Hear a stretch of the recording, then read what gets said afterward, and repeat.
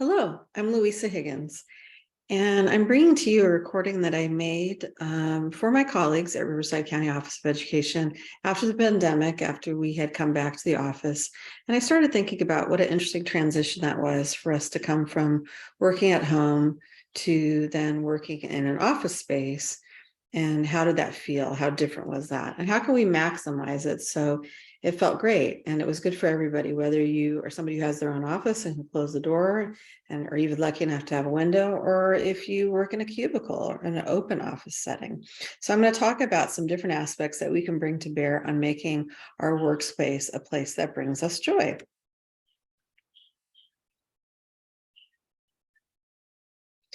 So if you don't know me or we haven't met, my name is Louisa Higgins. I'm the arts administrator at Riverside County Office of Education.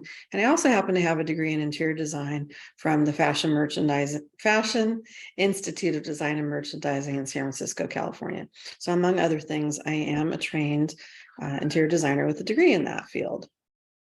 And so I started out my career initially as a lighting designer. So I worked for a company where we did homes, and we also designed lighting for casinos in Laughlin and Reno and Las Vegas. And then from there, I went to the San Francisco Mart, which, if you're familiar with San Francisco's on Market Street, and I ran a 10,000 square foot showroom where we had 5 furniture lines. And so we sold to stores and to interior designers. So that's my background, so that you know, I actually know a thing or two about this. And then when I transitioned into education, I was really about feels, about how did the classroom feel when students walked in and when I walked in and other teachers. So I was all about, was the lighting nice? Do we have plants? Were there pets? Did it smell good? You know, what was that comfort factor? Because if you remember Maslow's hierarchy of needs, or you know about it, feeling safe and secure is right at the bottom, and everything moves up from there. And so I really wanted to take care of how the room felt so that we could get to the business of learning. And so that same idea is, if we feel good and comfortable in our work environment, we're going to be really about the business of working more effectively. And so that's why this really matters, because if you feel uncomfortable, that's going to lead to higher stress and your productivity is going to go down. But if you're in an office space, it feels just right and it clicks, you're going to be ready to go. You're going to work more effectively. You're going to feel better. And I want that for everyone. And I threw in this quote by Marie Kondo. Of course, she's really famous for helping people to declutter. And so, you know, she's about keeping the things that just really matter to you. And I think the older we get, we continue to accumulate things. And all of a sudden, we're surrounded by all this stuff, and it doesn't make our life better. So we're going to think about just, you know, weaning that down a little bit, have less stuff, but better stuff and things we really like to have around us, including at the office. So that's my first tip, is to declutter often. And maybe you just set a time for it. Like last thing on Friday, I'm going to throw some papers away. I'm going to file some things. I'm going to tidy it up. Or you might do it first thing on Monday when you come in. But it kind of sets the stage for you to be really effective and productive. I know for me, if I'm in a space that's too messy, I feel actually uncomfortable, and it does slow me down, and it makes it easier to procrastinate, right? So here's a couple images of some desks that are attractive, but they're also tidy. They're not just littered with stuff. There's not, you know, old lunch things and stacks of papers and so on. They're neat, they're tidy, they're organized. My next tip is creating an area for putting away gadgets. And we have so many gadgets. Number one, our phone, that's like amazing at distracting us, right? And I know, for instance, when I have a project I'm working on, I really need to stay focused. My phone is on silent, or my phone is in my purse. It's put away, so I'm not looking at it. And sometimes I'll even shut my email down for a time if I have to work on a presentation or something else that requires my full attention. So here's some examples of organizers that you can put in your desk drawer or on top of your desk, but just, you know, so that you don't have your laptop, your phone, your tablet, everything out there bothering you when you have other things that you need to be doing. And of course, I mentioned that I was a lighting designer, and I feel really strongly about lighting. I, for one, just really do not like fluorescent lighting. And the thing about fluorescent lighting, as opposed to natural light or incandescent light, is all of the warm tones are taken out of it. So it's very flat, it's very gray, it's very blue tones. Also, if you don't have enough light, it puts a strain on your eyes. And we already have strain on our eyes from the screen, right? So we don't overdo it. So I recommend, if you're fortunate to have a window in your office, that's great. Open the blinds, let that in, turn your lights off. If you're not, I suggest getting a small little desk lamp or two. I actually have two in my office. I have one on either end of my desk, and it gives me that warm glow, that more natural light. And it feels better. It boosts brain chemicals and gives you more energy, keeps you calm, helps you stay focused. So here's a couple of examples. At the top, you see there's a wall-mounted light, a desk lamp, and the bottom there's a torchère in the room, which is kind of neat. I've never done that. Just gives some uplight. But again, it helps it feel less officey. I don't know if that's a word, but and a little bit warmer, right? And again, another quote I found, about the more you leave out, the more you highlight what you leave in. So I want us to be really thoughtful and intentional about the things that we place in our offices, because we spend a lot of time there every day. So you really want to have those things and those people and those items that are dear to you and that feel good. So of course, I'm going to say this, put up some art, because I'm an artist and I love art and I love to be visually stimulated. That's my happy place, right? And so you could have a quote or a cork board where you put stuff up, or postcards. One of the support staff I know has a lot of postcards displayed from all around the world, things that bring you joy. So it's a way to personalize, and you can still be professional, but it's uniquely you, and it's things you like to look at. So if we look at a couple of different images, the one person here has framed up different sizes of pictures, and that looks like a cubicle wall. And of course, there's all sorts of clever things that you can use to hang on that fabric, little hooks and so forth. And I've used those myself. I also am a big fan of the, I think it's Scotchgard that makes the things that affix to the walls and hold different weights of things, but don't damage the walls. You don't have to put a hole in the wall. You don't have to rip the paint off. So there's lots of stuff available that you can find at like Target or one of those big box stores. And I'm always in favor of displaying a few photos, right? Because we're at work all day, but we want to remember our pets, our spouses, our children, people that we love. Who are we working to be home with again? So I recommend 1 to 3 photos. Keep it professional. Don't have to be selfies or bathing suit shots, but just keep those people around that you love, and just as a reminder of who you're going home to, and how great they are, right? So here's some examples. I like the one at the top right. It's a clothesline, and you can get little clothespins and display photos. There's a family photo. The one on the bottom is my daughter Isabella. I have that picture, that photo in my office. That's her and her graduation from Stanford Law School. So that brings me a lot of joy. So we definitely need our photos.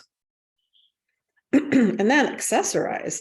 So I remember that line from Steel Magnolias that Olivia Dukakis says, accessorizing is what separates us from the animals. So it's a uniquely human thing. And so it could be a mug, a bowl, a box, a plant, a vase. It could be any number of things, but it's going to be something that you really like and personalizes your space and brightens it up. And so in this example, I found a fun mug, a pen holder, bookends, right? There's any number of things that, as you're going along, you see things here and there you could pick up and bring into your office space to add some whimsy and some fun. So one of the things that happened in the pandemic, I never really was much of a nature girl until then. And then I started spending more time outside. And the research shows, and I realize on a personal level, how much we need that, how good it is for us. And so we're in the office all day. It's important to try and keep nature near us in any way we can. So if we have a window, great. But if not, bringing in pictures of the natural world, or having a screensaver of nature scenes, getting outside when we take a break or have lunch, all of that is really important to our well-being. And I found a couple of these are screensavers that are really lovely, but even better, like picture from your last camping trip or your last vacation of an outside shot, right? That feels different. It's so in contrast to being in an indoor space and working all day. Definitely recommend bringing in a potted plant. And a caveat is that I'm not good with plants at all. So I tend to buy things that are really simple, like the bamboo or what do you call it? Not quite a succulent, I guess, not a cacti, but things that don't require a great deal of care because I'm not great at it.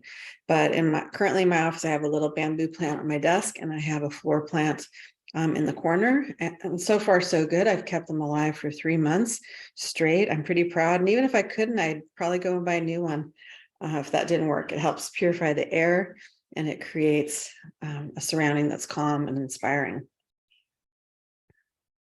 So if you look at these pictures, there's a plant on a windowsill and then a big plant. And that one almost looks like it might be silk. And I'm not a fan of silk plants. They kind of look good, but they get dusty and they don't give you the same kind of earthy, spiritual joy that a real living plant does. So a couple words about scents. So that is one of our senses, what we smell. And so it's really important for things to smell good. That is one of the things that affects us emotionally. And so I listed some different scents and what they do. And of course, we can't, especially if we're working in an open space. I typically have a plug-in in my office that's a scent that I like. So I'm only contending with it. But if you're in an open space, maybe you want to keep essential oils like on a cotton ball, and you can smell that if you need a little boost. But I think scent is something important. So, that is one of the senses that we want to be aware of in creating a great space. And I put up a few. When I was in the classroom, I heard that or read that the lemon makes you feel very alert. So every time we did state testing, I was in there with the Glade, spraying the lemon spray everywhere, and told the students, this will just perk you right up, and we're going to test so well. And actually it kind of worked. I think maybe it was suggestive, but anyway, I like pine, I like mint. And so, whatever works for you, that's the kind of thing that you'll want to bring in. Of course, another one of our senses is sound. And so the noise level can vary widely. It could be a very noisy place, which is kind of hectic to work in, or very, very quiet, which also feels strange. I know for me, when I'm in a creative mood, I need my music. That really helps me relax and flow with my creativity. So you want to be mindful of the noise around you. What kind of noise is it? Do you want white noise? Sometimes I'll put on YouTube a background. It just says like background music that's non-distracting. So it's instrumental. So be mindful of that. And if you're in an open space, you can listen to it very low, hopefully, or I don't know what our policy is on those little in-ear pieces, but think about that, especially if you're dragging. Maybe you need a little music break or a dance break. And so I know that looks and feels different for everybody. So from Yo-Yo Ma to Nicki Minaj, figure out what's your playlist, and is it handy on YouTube or on Spotify, on your phone. Keep that in mind. Such a great go-to. I also wanted to dip into color a little bit, because color, as an artist, that's an important part of study, how to use color to improve, enhance your life. And so I'm not talking about color as therapy so much as just understanding what each color does for us, mentally and physiologically, as we incorporate it into our space. And so different cultures have different feelings about colors and different associations. So you're going to really think about what means something and feels right to you. It's my little title slide, Worlds of Color. Okay, so red and orange. You don't really typically see too much red or orange in interior spaces, but they are warm colors and they create warmth. So if you work in a place that's cool or chilly, or the weather is that way, then if you have some red or orange on the walls or around you, that's really going to kind of make that feel a lot better. So consider those your warm colors.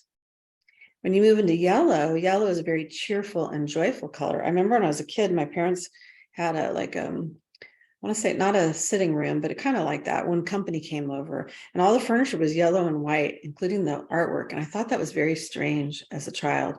And they said to me, oh, it's so happy. It feels so good in here. And so I see over time that they were right, that yellow is very welcoming and cheerful.